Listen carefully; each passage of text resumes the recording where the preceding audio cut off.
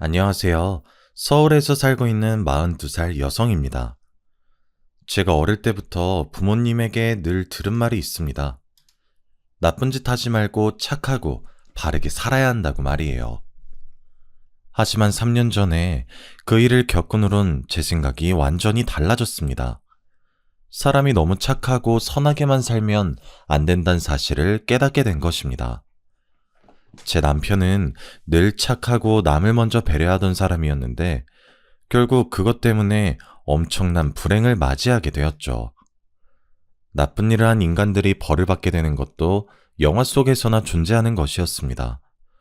현실에서는 늘 악하고 나쁜 인간들이 이기는 법이었죠.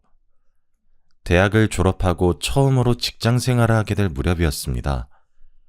제가 다녔던 회사는 개인이 운영하는 회사였지만 만든 제품을 주로 국가기관에 납품하고 있어서 공익을 위한 봉사활동을 강조하고 있었습니다. 그래서 주말이 되면 각 부서별로 3명씩 차출해서 장애인 자활센터나 복지시설에서 봉사활동을 하도록 했어요. 한 달에 한 번꼴로 봉사활동에 나갔어야 했죠. 당연히 모든 동료들이 황금 같은 주말에 하는 봉사를 좋아하지 않았습니다. 하지만 인사고과에 반영되기 때문에 피할 수는 없었죠. 그런데 유독 한 사람만 봉사활동을 즐기면서 하고 있었습니다. 바로 제 남편이었습니다. 제 남편은 같은 회사에서 근무하고 있었지만 부서가 달라서 회사에서는 마주칠 일이 없었습니다. 그런데 봉사활동을 나갈 때마다 제 남편을 만날 수 있었죠. 제 남편은 다른 직원들보다 열심히 봉사활동을 했습니다. 봉사하다가 남편과 친해져서 같이 다니다 보니 남편이 다른 사람들이 하기 싫어하는 일만 골라서 한다는 사실을 알아냈습니다. 화장실 청소나 이불 세탁처럼 더럽고 힘든 일을 자처해서 처리했는데요.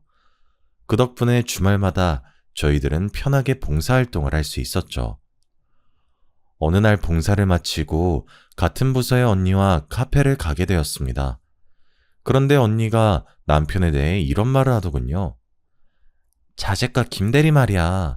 자진해서 매주 봉사활동에 나가고 있는 거래. 뭐? 진짜로요? 어떻게 매주 봉사활동 나갈 수 있지? 난 한 달에 한 번도 나가기 싫어 죽을 지경인데. 글쎄, 아마 봉사활동 열심히 해서 인사고과에서 좋은 점수 받으려고 하는 거 아닐까? 언니는 남편이 매주 봉사활동을 하고 있는 이유가 승진 때문이라고 했어요. 저도 남편이 빠른 승진을 노리고 있는 거라고 생각했는데 나중에 그게 아니라는 걸 알게 되었죠. 남편을 볼 때마다 도움이 필요한 사람들을 위해 사는 사람 같다는 느낌을 받았거든요. 저는 그냥 시간만 때우려고 봉사를 대충 하고 있었어요. 손은 움직이고 있었지만 눈은 항상 시계에 가 있었죠. 왜 이렇게 시간이 안 가나 불만스러운 생각뿐이었습니다. 빨리 마치고 친구들을 만나서 영화도 보고 술도 한잔하면서 주중에 쌓인 스트레스를 풀고 싶었거든요. 그런데 봉사할 때마다 시간이 너무 느리게 가서 짜증이 밀려왔습니다. 봉사시설에서 일을 할 때마다 저도 모르게 한숨이 나오곤 했습니다. 그러다가 어느 날은 두꺼운 이불을 전부 다 걷어서 빨아야 한다는 거 있죠. 그날 하필이면 저와 남편 둘이서만 봉사를 하러 나와 있었습니다. 게다가 주말이라 장애인 시설 관계자도 달랑 한 명밖에 없었는데요. 그 관계자분도 처리할 업무가 있어서 도와주지 못한다면서 미안해 하더라고요. 아니, 선생님도 도와주지 못하신다고요? 산더미 같은 이불 빨래를 둘이서 어떻게 해요? 다른 일도 많은데. 그냥 웃으면서 해요. 어차피 해야 되는 일이잖아요. 네? 민준 씨는 이게 아무렇지도 않아요? 민준 씨가 다 할 것도 아닌데 이런 건 못하겠다고 항의해야죠. 저는 그냥 하자고 말리는 남편이 짜증났지만 남편은 불평하지 않고 빨래를 시작했습니다. 그러면서 제게 이런 말을 해주더라고요. 언젠간 다른 사람의 도움을 받아야 할 수도 있잖아요. 지혜 씨 많이 힘들면 이불 옮기는 것만 도와주세요. 민준 씨, 아니에요. 저도 도울게요. 이것부터 옮길까요? 남편이 하는 말에 큰 감동을 받아서 남편이 다르게 보이더군요. 그때부터 남편과 함께 봉사하면서 많이 배우게 되었습니다. 저도 모르게 남편을 좋아하게 돼서 그럴까요? 이상하게 주말마다 하는 봉사가 지루하지 않고 재밌어졌습니다. 그래서 저도 남편처럼 매주 봉사활동을 시작하게 되었죠. 그만큼 남편과 가깝게 지나게 되었는데 얼마 지나지 않아서 회사에서 저희들이 연인 관계란 소문이 퍼졌습니다. 그 소문을 계기로 사귀게 되었다가 결혼까지 하게 되었습니다. 결혼 후에도 남편이 정말로 착하다는 사실을 알게 되었죠. 시어머니께서 남편이 어릴 때부터 남의 부탁을 잘 거절하지 못했다고 하더라고요. 제가 인사드리러 갈 때마다 착하고 여린 성격이라 너무 걱정이라고 하셨어요. 민준이가 저번에 과로로 쓰러졌다며? 자기가 다 못할 거 알면서도 남이 부탁하면 거절할 줄 모르니까 걱정이야. 민준이는 너무 착해서 탈이지. 동생처럼 야무진 면이 없어. 네, 그러게요. 저희 남편도 서방님처럼 똑 부러져야 할 텐데. 어머님 앞에서 똑 부러진다는 표현을 썼지만 서방님은 냉정하다고 느낄 정도로 아주 이기적이었습니다.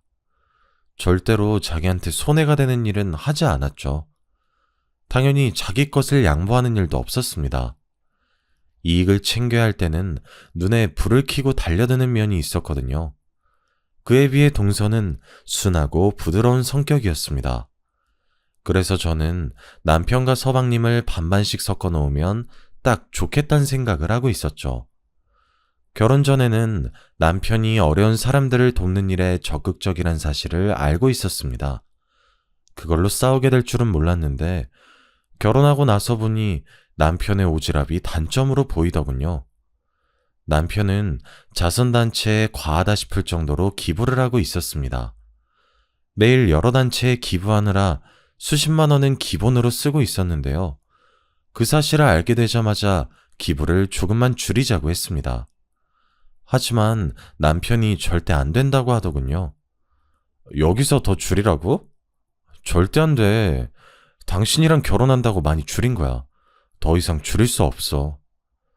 여보, 우리가 잘 버는 것도 아니고 이렇게 많이 기부하면 어떡해? 우리 이세 생각해서 조금만 하자. 시댁에서도 이 이야기로 싸우기 시작하자 서방님이 나서서 바보 같은 짓 좀 그만하라고 하더군요. 아직도 그걸로 싸우고 있는 거야? 민준아, 네가 아무리 주머니 털어봐야 엄발의 오줌누기야. 걔네들이 행복해지거나 출세하는 것도 아니니까 괜히 쓸데없는 짓 하지 말고 형수님이나 잘 챙겨. 곧 애도 생길 텐데 네 가정에 집중해야지. 그래, 네 말도 맞아. 앞으로는 내가 알아서 조절할 테니까 걱정하지 마. 남편이 서방님 말에 불편해하면서도 저한테처럼 반박하지 않더라고요. 중학생 때부터 동생이랑 안 맞는 것 같다고 하더니 아무래도 동생이랑은 사이가 가깝지 않은 것 같았습니다. 서방님 앞에서 말은 이렇게 하고 기부금을 줄이진 않았죠. 그러다 2년 뒤에 딸을 낳게 되었습니다. 확실히 자식이 생기니 남편도 달라졌습니다. 기부금을 줄이고 그 돈으로 새로운 통장을 하나 만들더군요. 제가 무슨 통장을 만드는 거냐고 물어보니 남편이 웃으면서 이야기해 주었습니다. 이 통장은 우리 하늘이 위한 거야. 기부금 좀 줄이고 우리 하늘이 초등학교 졸업할 때까지 대학 등록금 좀 모아보려고. 나도 따로 모으려고 했는데 잘 됐다. 우리 같이 모으자. 앞으로 얼마씩 모으면 될까? 남편이 기부금을 줄이고 등록금을 모으겠다고 하니까 너무 기분 좋더군요. 남보다 가족들의 미래를 챙기겠다고 나서니 저로서는 반가운 일이었습니다. 그러다 제가 딸을 낳은 뒤로 몸이 약해져서 회사를 그만두게 되었습니다. 전업주부로 육아와 남편 뒷바라지에만 전념하기로 했는데요. 젖먹이 딸을 키우는 일은 생각보다 쉽지 않았습니다.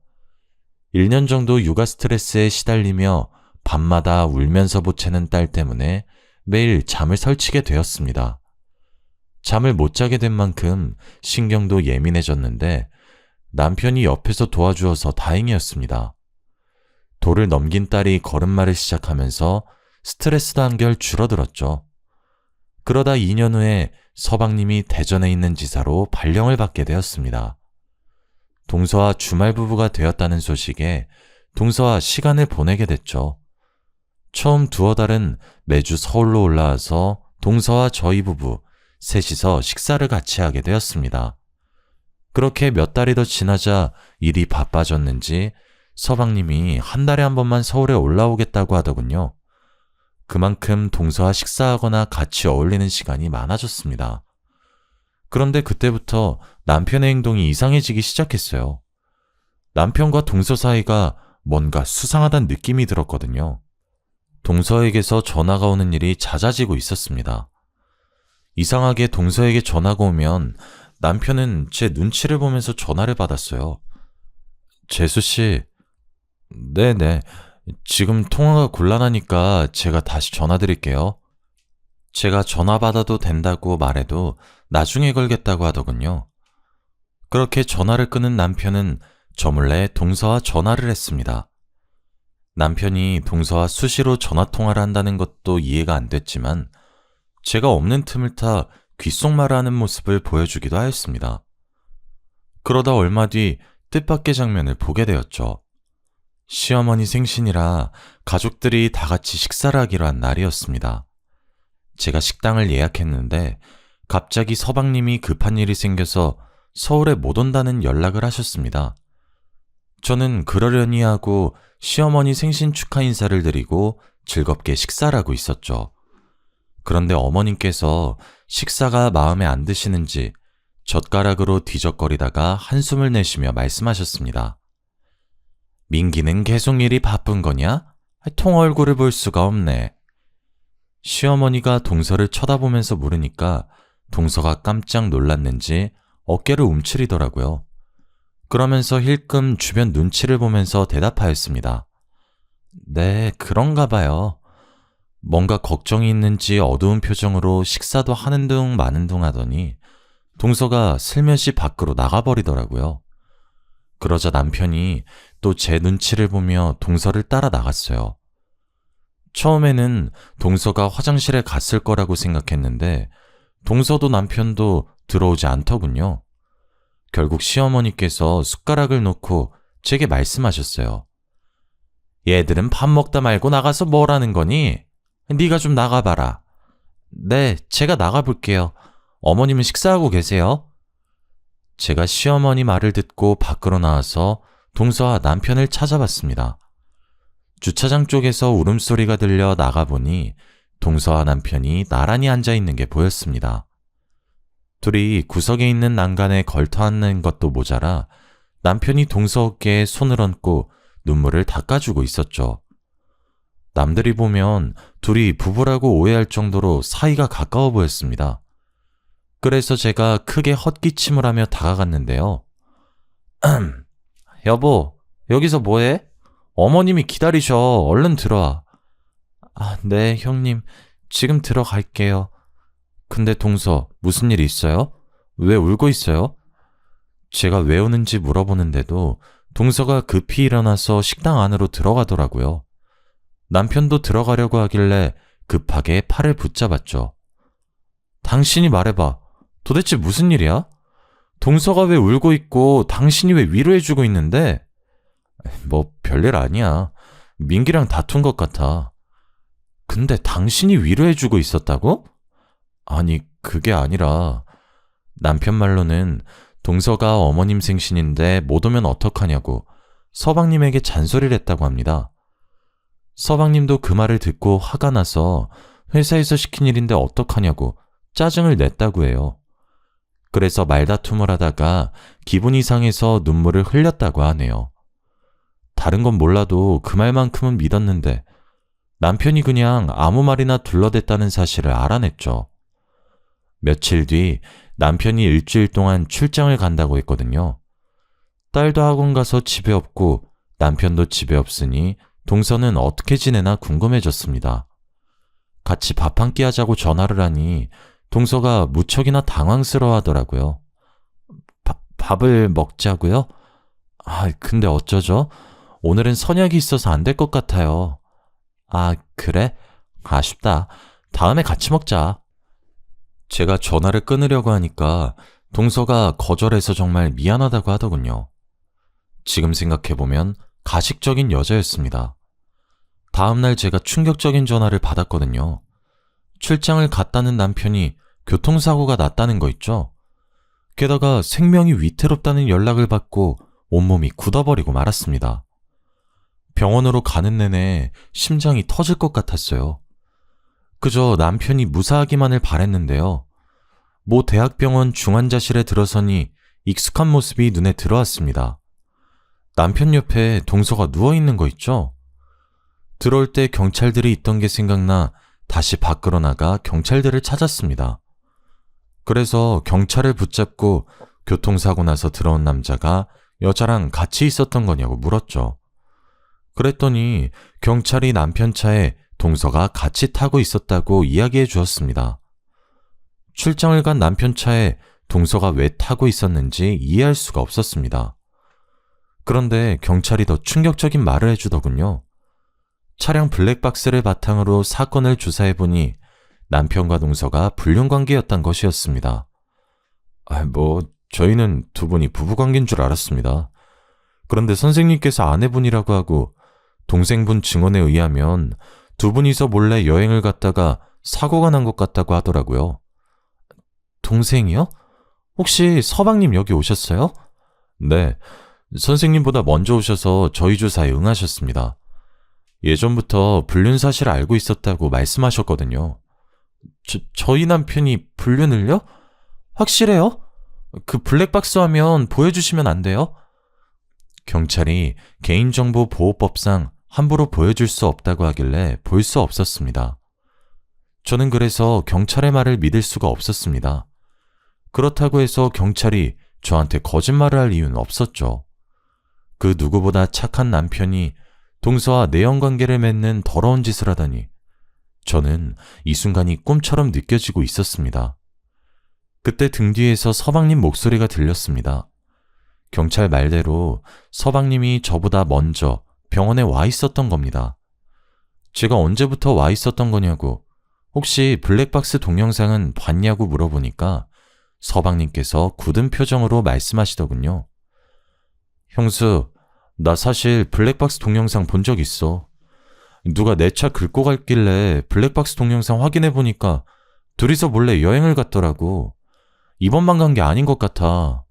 운전하면서 별의별 짓을 다 하는데 사고가 날 수밖에 없겠더라. 그러니까 형수님도 마음 굳게 먹고 이겨내야 돼.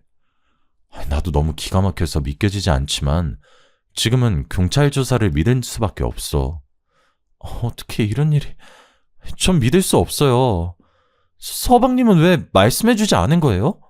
제 남편이 바람을 피고 있으면 말씀해줘야죠. 내가 어떻게 그래. 우리 애들이 이혼 가정이라고 놀림받을까봐. 이번만 참자. 이번만 봐주자. 용서해주려고 노력하고 있었는데. 서방님이 울길래 저도 눈물을 흘렸습니다. 그날만 운 게 아니었습니다. 제가 몇 날 며칠을 울면서 제발 아니길 바랬지만 며칠 후에 경찰이 사고에 대한 결론을 내려버렸습니다. 남편이 회사 일로 출장을 간다는 것도 거짓말이었죠. 블랙박스를 근거로 남편과 동서가 내연관계였으며 남편의 운전부주의로 사고가 났다는 사실이 밝혀졌습니다. 설마 했는데 하늘이 무너지는 기분이 들었죠. 제가 분노에 차 안절부절 못하는데도 서방님은 차분하셨습니다. 사실 전부터 남편과 동서가 수상해 보였다고 이야기해 주었는데요. 형수님한테 이런 말까지 하게 될 줄은 몰랐네. 제가 대전에 내려가면서부터 민준이랑 집사람 사이가 더 가까워진 것 같더라고. 사실 전부터 이상하긴 했는데 서방님은 몇 달 전에 있었던 어처구니 없는 일을 이야기해 주었습니다. 서방님께서 주말 업무가 남아서 서울에 못 올라간다고 동서에게 전화를 했다고 하는데요. 그런데 생각보다 업무가 일찍 끝나서 급히 서울로 올라갔다고 합니다. 집에 들어가니 남편과 동서가 같이 있어서 깜짝 놀랐다고 하죠. 아니, 형이 왜 여기 있어?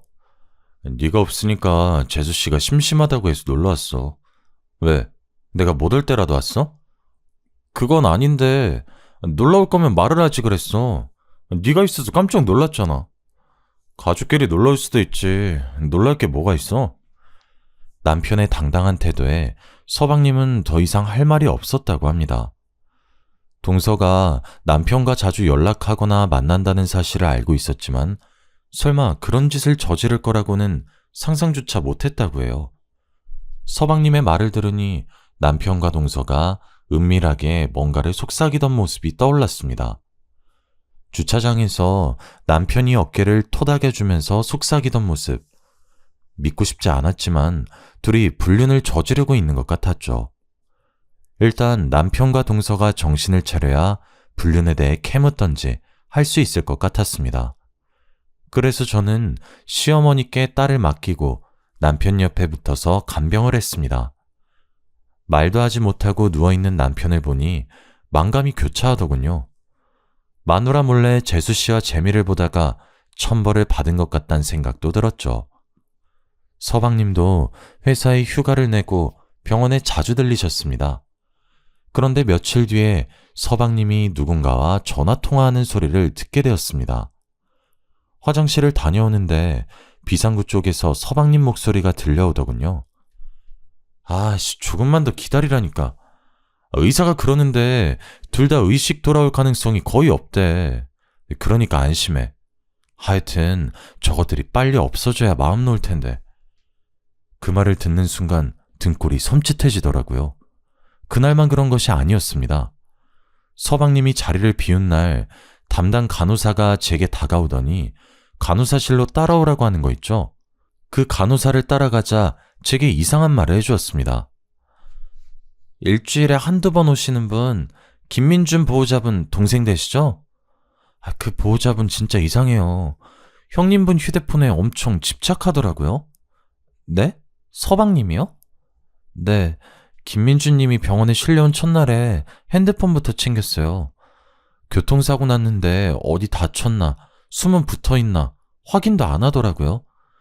그리고 그분이 어떤 여자와 전화통화하는 것도 들었는데요. 간호사가 우연히 병원 복도에서 서방님이 전화통화하는 걸 들었나 봅니다. 휴대폰에서 여자 목소리가 들렸다고 하더라고요. 일부러 사고를 내고 숨기고 있다는 것 같다는 말에 손발이 떨리기 시작했습니다. 아무래도 이상한 느낌이 들어서 사모님에게 말씀드리는 거예요. 그런데 대전에 있는 분이 어떻게 서울에 있는 사모님보다 먼저 병원에 올 수 있을까요? 가만히 생각해보니 간호사 말이 맞았습니다. 게다가 서방님의 수상한 행동은 여기서 멈추지 않았습니다. 제가 서방님을 보자마자 남편의 휴대폰을 달라고 했습니다. 서방님이 저희 남편 핸드폰 가지고 계시죠? 남편 물건이니까 제가 가지고 있을게요. 갑자기? 나 집에 두고 왔는데? 그럼 지금 가서 가지고 오세요. 대전 숙소에 있다는 말이었는데 거기까지 다녀오라고? 형수한테 무슨 일 있었어? 아니, 그게 아니라 남편 핸드폰 보고 싶어서 그래요. 그 사람이 속도 위반하거나 신호 위반할 사람이 아닌데 갑자기 사고가 나서. 설마 나 지금 의심하는 거야? 지금 무슨 소리 하는 거예요? 제가 왜 서방님을 의심해요? 근데 왜 핸드폰을 보고 싶어 해? 핸드폰에 무슨 증거라도 남아있을까봐? 내가 확인해봤는데 아무것도 없었어. 그렇다면 다행이지만 남편 사진이라도 건지고 싶어서 그래요. 저한테 남편 사진이 별로 없어서. 그래? 그럼 내가 줄게. 나 형 사진 많이 있어. 서방님, 이렇게까지 안 주는 이유가 뭐예요? 그냥 줄 수 있잖아요. 너야말로 이상하다? 왜 자꾸 핸드폰을 달라고 하는 거지? 제발 주세요. 우리 하늘이가 가지고 있고 싶다고 했어요. 정말 서방님이 뭔가 숨기고 있다는 생각에 눈물이 나오더라고요. 막장 드라마 같은 일이 나한테 일어나다니. 이 상황이 믿겨지지 않아서 제발 아니길 바라며 눈물로 호소했습니다. 제가 제발 달라고 하니까 그제야 대전에서 올라오는 길에 가져다 준다고 하더군요.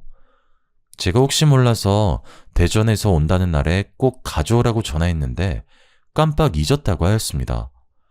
갑자기 전화를 걸어서 지금 대전에 있으면 택배로 보내달라고 해도 소용이 없었습니다. 굳이 자기가 가지고 있겠다면서 끝까지 휴대폰을 주지 않더군요. 일주일 뒤에 남편이 세상을 떠나고 말았습니다. 서방님은 이때를 기다렸다는 듯이 납골당과 화장 이야기를 꺼냈습니다. 그러면서 유품인 휴대폰을 같이 태워버리겠다고 했어요. 그날 밤에 저는 서방님이 남편의 핸드폰을 어디에 뒀는지 확인했습니다. 그리고 몰래 남편의 휴대폰에서 유심칩을 빼두었죠. 이틀 뒤 남편의 시신이 화장 처리되었습니다. 서방님이 남편의 장례식에서 목 놓아 통각하는 모습이 아내인 저보다 더 슬퍼 보이더군요. 하지만 저는 그 모습을 믿지 않았습니다. 며칠 후에 남편의 휴대폰을 복원시켜서 사진과 문자를 살펴보았죠. 그리고 서방님이 숨기고 있던 끔찍한 비밀을 알게 되었습니다. 서방님은 동서 몰래 내연녀를 만나고 있었습니다. 불륜 사실을 동서가 알게 된 순간 대전지사 근무를 시작하게 되었죠. 서방님은 내연녀와 대전에서 살림을 차렸고 서울에는 일이 바쁘다는 핑계로 올라오지 않았습니다. 동서는 서방님이 너무 수상해 보여서 대전에 내려갔다가 서방님의 불륜 현장을 목격하게 된 겁니다. 화가 머리끝까지 난 동서가 내연녀와 머리채를 쥐어뜯으며 싸웠고 서방님에게는 가정으로 돌아오라고 사정을 했다고 하는데요. 여보, 내가 다 용서해줄게. 당신이 바람핀 거 없었던 일로 해줄 테니까 지금이라도 돌아와. 난 그럴 생각이 없어. 그러니까 그냥 이렇게 살든지 아니면 이혼하든지 둘 중 하나 선택해. 뭐? 이럴 거면 왜 나랑 결혼했어? 2년이랑 결혼하지 왜 결혼했냐고. 나도 후회돼서 이러는 거 아니야. 그러니까 이혼하자고. 안 돼, 여보. 난 이혼 못해. 이러지 마, 제발. 동서는 서방님을 사랑하고 있어서 절대 이혼할 수 없다고 매달렸다고 해요. 하지만 서방님은 내연녀를 포기하지 않았다고 하죠. 동서는 고민 끝에 남편에게 부탁해 동생을 말려달라고 부탁했나 봅니다. 동생과 남편이 서방님을 어떻게 하면 좋을지 의논했고 이번에는 남편이 대전에 내려가서 가정을 지키라고 서방님을 설득했다고 하는데요. 내연녀에게 홀딱 반한 서방님이 남편에게 험악한 말을 하는 바람에 둘은 크게 싸우게 되었다고 합니다. 김민기, 너 지금 나한테 욕했어? 너 이러다가 재수 씨한테도 욕하겠다? 도대체 이게 뭐 하는 짓이야? 사람이 지켜야 할 도리라는 게 있는 건데 지금 네가 하는 짓은 사람이 아니라 짐승들이나 하는 짓이란 말이야. 뭐? 이 자식이... 그래, 너 잘났다. 잘난 넌 도리 지키면서 살아. 짐승 같은 나는 개돼지처럼 아무년하고 붙어먹으면서 살 테니까 당장 꺼져. 잠깐만 민기야, 이러지 말고 대화하자. 어? 남편은 서방님한테도 쫓겨나고 있는 와중에도 어떻게든 설득하려고 했습니다. 문자나 전화통화에도 이런 흔적이 남아있었죠. 대전에서 벗어나 집으로 다시 돌아가는 길에도 제 남편은 동서를 위로하기 바빴죠.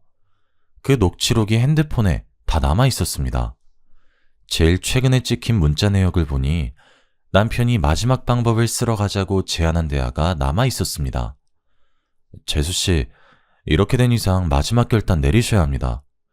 같이 대전으로 내려가서 민기랑 단판 지어요.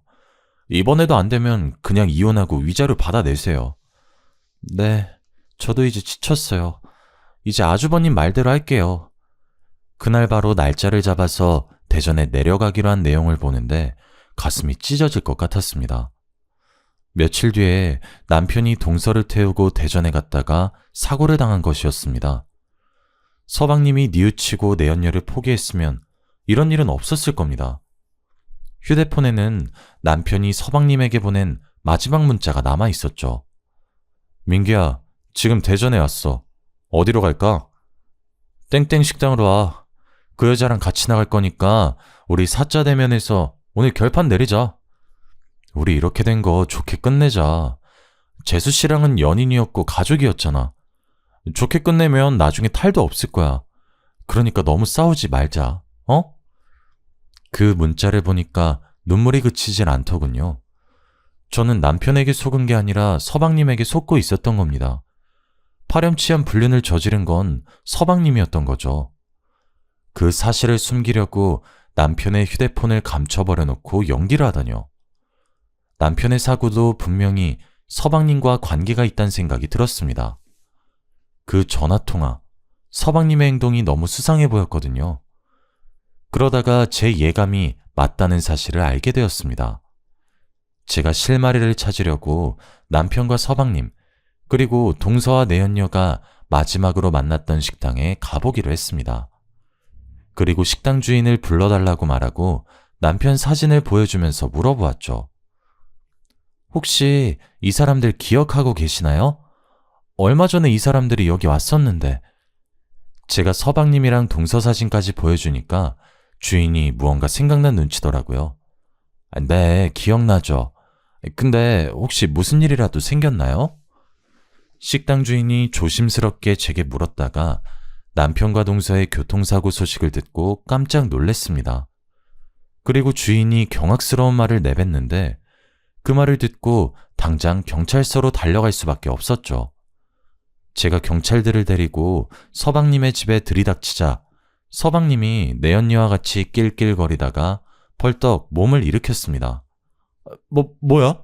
당신네들 이렇게 들어오는 게 어딨어? 김민규 씨, 당신을 살인 혐의로 긴급 체포합니다. 출동한 경찰들이 살인 혐의로 서방님의 손목에 수갑을 채웠고 내연녀도 경찰서로 끌려가게 되었습니다. 경찰서에 도착한 서방님과 내연녀는 뻔뻔스럽게도 살인이라니 말도 안 되는 소리 하지 말라고 큰 소리를 치더군요. 하지만 경찰이 식당 주인의 진술한 녹취한 파일을 들려주자 둘의 얼굴에서 핏기가 사라지고 말았습니다. 식당 주인 증언에 따르면 식당에 도착한 네 사람이 처음에는 크게 말다툼을 했다고 합니다. 가정을 포기하는 한이 있어도 이 여자 절대 포기할 수 없어. 그러니까 지금 당장 이혼하자고. 뭐? 지금 당장 이혼하자고? 웃기지 마. 이혼 소송에서 당신이 가진 돈 전부 다 위자료로 받아낼 거야. 서방님은 합의 이혼을 하자고 했지만 남편과 동서는 위자료를 청구하겠다고 맞선 겁니다. 이혼 소송할 변호사까지 구해뒀다는 말에 서방님과 내연녀가 밖으로 나가서 뭔가 밀담을 나눴다고 하는데요. 그 밀담을 식당 주인이 듣게 되었다고 합니다. 고기를 구울 숯불을 피우느라 밖에서 일하고 있었는데 서방님과 내연녀는 누가 듣고 있는 줄 몰랐던 거죠. 와, 좋게 이혼하자고 할 땐 언제고 위자료를 달라고 하네. 저것들이 한통속돼서 나를 뜯어먹으려고 설치는데 어떻게 하지? 가만히 있다가는 당신 돈 전부 다 날리겠는데? 내가 보니까 전현이 돈독이 단단히 오른 것 같아. 원래 나 없으면 죽을 것 같다고 찔찔 짜던 앤데 김민중 그 자식이 옆에서 바람 넣어서 그런 거야. 미친 자식. 죽여버리고 싶어. 여기엔 다 담진 못했지만 서방님은 남편과 동서에게 입에 담기 힘든 욕을 했습니다. 그걸 들은 내연녀는 더 엄청난 말을 내뱉었죠. 그럼 죽여버리자. 아무도 모르게 죽일 방법 알고 있어. 식당 주인은 그 말을 듣고 가슴이 철렁 내려앉았다고 합니다. 장난삼아 하는 말이 아니라는 걸 알고 그때부터 둘의 행동을 유심히 살폈다고 하는데요. 내연녀가 약국으로 달려가자 자리로 돌아온 서방님이 동서에게 갑자기 원하는 만큼의 위자료를 주겠다고 약속했습니다. 그래, 이렇게 된 거 전부 다 내 잘못이니까 당신이 원하는 만큼 위자료 줄게. 머리 아프게 소송 같은 건 하지 말자. 뭐? 정말로? 동서는 서방님이 자리 비운 내내 울다가 눈물을 뚝 그쳤다고 해요. 서방님은 그런 동서를 살살 달래서 합의를 봤다고 하죠. 그리고 내연녀는 서울로 돌아가려는 남편에게 수면제가 든 피로회복제를 주었다고 합니다. 가는 길에 이거라도 드세요. 밤도 깊은데 서울까지 가시려면 피곤하실 거예요. 피로회복제 사러 약국 가신 거였어요? 갑자기 약국 가셨다길래 어디 아프신 줄 알았어요. 아니요, 아프긴요. 하나도 안 아파요. 민준 씨도 아프지 마세요. 식당 주인이 아프지 말라는 말을 듣는 순간 피로회복제 속에서 뭔가를 집어넣어 놓고 착한 척 미소 짓는 내연녀의 모습이 무서웠다고 말해주었습니다. 그리고 남편과 동서가 서울로 출발하자 그 인간들도 급하게 차를 몰고 같은 방향을 갔다고 하죠. 남편과 동서가 처참한 사고를 당했다는 소식을 듣고 기뻐했을 두 짐승을 상상하니 속이 부글거립니다. 사실 그 사고는 짐승들이 의도했던 대로 운전을 하던 남편이 약에 취해 잠이 들었다가 도로 밑으로 추락한 사고였습니다. 더 충격적인 건 동생은 죽고 아내는 의식불명인데도 서방님은 여전히 내연녀와 놀아나면서 남편의 재산까지 가로챌 궁리를 하고 있었던 겁니다. 경찰은 식당 주인의 진술을 바탕으로 둘에게 살인 공모를 추궁했지만 이미 인간이기를 포기한 것들은 끝까지 부인했죠. 경찰은 내연녀가 피로회복제를 사기 위해 들린 약국을 찾아내 피로회복제를 수면제와 함께 샀다는 사실을 알아냈습니다. 식당 근처에 있던 방범 카메라에서 내연녀가 피로회복제병에 뭔가를 넣는 모습도 확보했는데요. 결국 경찰 내에서 서방님과 내연녀는 공모해서 의도적으로 남편과 동생을 살해했다는 결론이 났습니다. 검찰은 둘을 살인 및 살인 미수 혐의로 구속했습니다. 아무리 여자에 홀렸다고 하더라도 어떻게 내연녀 말만 듣고 친동생과 아내를 죽일 수 있을까요? 서방님 생각을 할 때마다 소름이 끼치고 눈물밖에 나오지 않습니다. 그런데 어처구니 없게도 그 인간들은 재판 결과 실형을 선고받았는데 형벌이 너무 무겁다면서 항소를 했다고 하네요. 항소 결과로 제발 형벌이 가벼워지지 않길 바랍니다. 이렇게 안 좋은 소식만 들리던 와중에 동서가 드디어 의식을 회복하게 되었습니다. 그런데 동서가 사고 이전에 있었던 기억을 다 잊어버린 것 같더라고요. 서방님이 바람피기 전까지만 기억하고 있어서 마음이 아팠습니다. 내가 왜 병원에 있는 거지? 형님, 우리 그이는 어디 갔어요? 그이랑 같이 드라이브 하고 있었던 것 같은데 기억이 안 나. 우리 남편이랑 애들은 안 다친 거죠? 동서, 그게 아니라 동서에게 서방님이 바람피고 있었고 위자료 때문에 동서를 죽이려고 했다고 말할 수 없었습니다. 결국 고민 끝에 동서에게는 서방님이 해외 출장 갔다고 둘러댔습니다. 그리고 동서가 완전히 회복되면 진실을 말해줘야겠죠. 의사는 동서의 회복 속도가 생각보다 빨라서 시간이 지나면 혼자서 걸을 수도 있을 거라고 하더라고요. 저는 동서한테 어떻게 말하면 좋을까요? 사실 동서를 보러 병문안을 갈 때마다 죄책감이 생깁니다. 우리 그이는 왜 안 오는 거냐고 전화라도 해보자고 저를 보채고 있거든요. 그렇다고 해서 갑자기 진실을 이야기해주면 충격받아서 쓰러질까봐 걱정이 됩니다. 아예 처음부터 진실을 말해줄 걸 그랬나 봐요. 어젯밤부터 계속해서 후회가 되네요. 여러모로 마음이 불편해져서 이렇게 사연을 보내봅니다. 제가 어떻게 하면 좋을지 조언해 주시면 감사드리겠습니다.